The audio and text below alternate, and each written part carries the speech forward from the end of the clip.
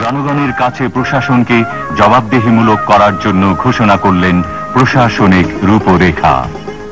আমরা স্বাধীন হয়েছি আবার কারো তাবেদার হওয়ার জন্য নয়, এবং তাবেদার আমরা হইনি। সমস্যার সমাধান আসতে হবে জনগণের কাছ থেকে। বাংলাদেশে জাতীয়তাবাদী হবে রাজনীতির মূল ভিত্তি, জনগণের ভাগ্য পরিবর্তনই হবে রাজনীতির মূল লক্ষ্য। শোষিত বঞ্চিত মানুষের অর্থনৈতিক মুক্তির সনদ সমবায়কে উৎসাহ দিতেন জিয়া। জনগণের সুবিধার্থে বুড়িগঙ্গা সেতুর ভিত্তিপ্রস্তর স্থাপন করেন তিনি। যোগাযোগ ব্যবস্থাকেও দিতেন প্রচুর গুরুত্ব। সর্বনাশা বন্যা থেকে ঢাকা মহানগরীকে বাঁচাতে করলেন ডিএনডি বাঁধ। ঢাকা মহানগরীর সামগ্রিক সুবিধার জন্য ৭৮ সালের ৩০শে সেপ্টেম্বর তিনি ঢাকা পৌরসভাকে পরিণত করেন মিউনিসিপ্যাল কর্পোরেশনে। জনতার চাহিদায় টেলিভিশনকে করেন জিয়া রঙিন বর্ণাঢ্য। শেরে বাংলা সরওয়ার্দী ও খাজা নাজিমুদ্দিন এই তিন নেতার মাজার নির্মাণও জিয়ার কীর্তি। বলবীর বল চির উন্নত বমশির, শির নিহারি আমারি নত শিরই শিখর হিমাদ্রি, বলবীর চির উন্নত বমশির। এই সময় শতাব্দীর বিদ্রোহী কণ্ঠস্বর কবি নজরুল ইসলাম পরলোক গমন করেন। জিয়া তাকে বাংলাদেশের জাতীয় কবি হিসেবে সম্মানিত করেছিলেন পরম শ্রদ্ধা ভরে। মিরপুরে ডিফেন্স স্টাফ কলেজ প্রতিষ্ঠাতা জিয়া বলতেন, বাংলাদেশ চিরদিন বেঁচে থাকবে, আমাদের স্বাধীনতা ও সার্বভৌমত্বকে আমরা কিছুতেই ক্ষুণ্ণ হতে দেব না। বিস্ময়কর সাংগঠনিক দক্ষতায় তিনি সেনাবাহিনী, নৌবাহিনী, বিমান বাহিনী, বিডিআর, পুলিশ, আনসার, গ্রাম প্রতিরক্ষা দল, rover scout, boy scout, president's guard regiment গড়ে তোলেন। জনগণের কাছাকাছি যাবার জন্য নাটোরের গণভবনে ও সিলেটে তিনি মন্ত্রিসভার বৈঠক করেন। স্বেচ্ছাশ্রমে অগ্রণী ভূমিকা পালনকারীদের জাতীয়ভাবে তিনি পুরস্কৃত করেন। রপ্তানিকারকদেরকেও যোগ্য সম্মান প্রদান করেন জিয়া। জিয়া তার প্রিয় যুব সমাজের জন্য যুব মন্ত্রণালয় গঠন করলেন, কারণ তিনি উপলব্ধি করেছিলেন যুব শক্তি বাংলাদেশের ভবিষ্যৎ। মহিলা মন্ত্রণালয় প্রতিষ্ঠা করে জিয়া নারী নির্যাতন অত্যাচারের বিরুদ্ধে বিদ্রোহ করার আহ্বান জানান। নিরক্ষরতার অভিশাপ দূর করার জন্য জিয়া বলতেন, শিক্ষাই জাতির মেরুদণ্ড। কারিগরি ও বৃত্তিমূলক শিক্ষার ওপর গুরুত্ব আরোপকারী জিয়ার প্রাণপ্রিয় ছিল দেশের ছাত্র ছাত্রীরা। বঙ্গভবনে হিজবুল বাহারে মেধাবী ছাত্রছাত্রী ক্ষুদে বিজ্ঞানীদের জিয়া বলতেন, তোমরাই হলে বাংলাদেশের হাজার হাজার বছরের পরাধীনতার কলঙ্কমোচনকারী প্রত্যাশার আনন্দ নিঃশ্বাস। ইসলামী বিশ্ববিদ্যালয়ও জিয়া প্রতিষ্ঠা করেন।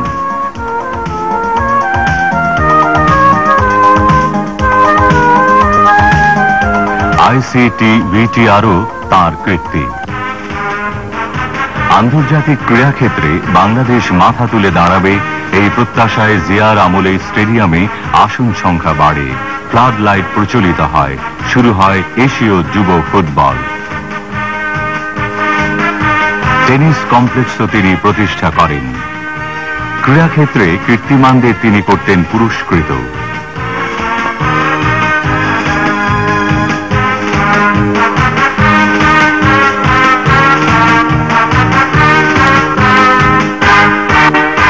মুষ্টিযুদ্ধের কিংবদন্তি মোহাম্মদ আলীকে তিনি বাংলাদেশে আনেন ও সম্মানজনক নাগরিকত্ব করেন প্রদান।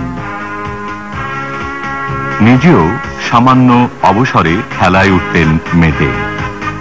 বাংলাদেশের হাজার বছরের সংস্কৃতির উত্তরসূরি জিয়া প্রবর্তন করেন বাংলা নববর্ষ উৎসব। স্বাধীনতা পদকে ও ২১শে পদকে সম্মানিত করেছেন তিনি জাতীয় শিল্পী, সাহিত্যিক ও বুদ্ধিজীবীদের।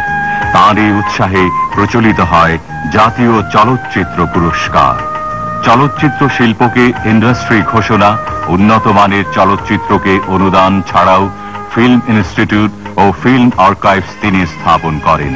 সংবাদপত্রের স্বাধীনতায় বিশ্বাসী জিয়া পূর্ববর্তী সরকার কর্তৃক নিষিদ্ধ সংবাদপত্রগুলোকে মুক্ত করেন। প্রেস ইনস্টিটিউট স্থাপন, প্রেস কাউন্সিল গঠন ও প্রেস ক্লাবের সংস্কারও করেন জিয়া।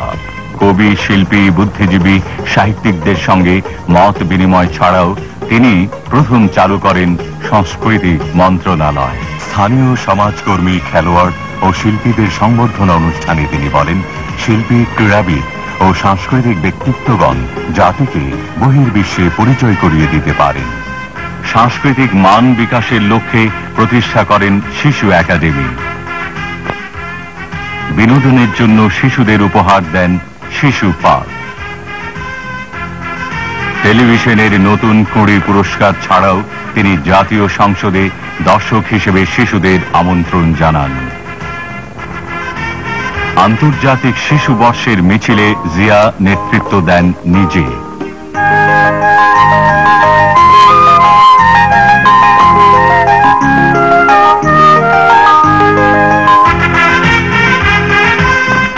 আগামী দিনের নাগরিক শিশুদের প্রতি গভীর ভালোবাসায় তিনি জাতীয় শিশু পুরস্কার প্রবর্তন করেন।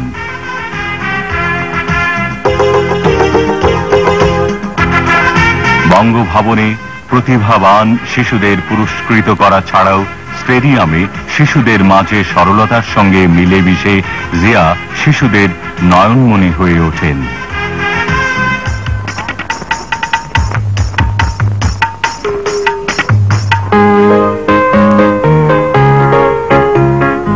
জাতীয় স্বাস্থ্য গঠনে প্রচলিত চিকিৎসা পদ্ধতির সঙ্গে পঙ্গু ও ডায়াবেটিক হাসপাতাল প্রতিষ্ঠায় উৎসাহ দান ছাড়াও জিয়া মহাখালীতে কলেরা হাসপাতাল, হৃদরোগ ইনস্টিটিউট, গ্রামে গ্রামে ডাক্তার প্রেরণ ও শিশু হাসপাতাল প্রতিষ্ঠা করেন। কৃষিক্ষেত্রে উৎপাদন বৃদ্ধির জন্য স্থাপন করেন সার কারখানা। সরকারি কর্মকর্তাদের দক্ষতা বৃদ্ধির জন্য চালু করেন লোক প্রশাসন প্রশিক্ষণ কেন্দ্র। বিশ্বব্যাপী বিমান যোগাযোগের গুরুত্ব দিয়ে গড়ে তোলেন আন্তর্জাতিক বিমানবন্দর। ঢাকায় আন্তর্জাতিক মানের সোনারগাঁ হোটেল স্থাপনও তাঁর দূরদর্শী চিন্তার ফসল।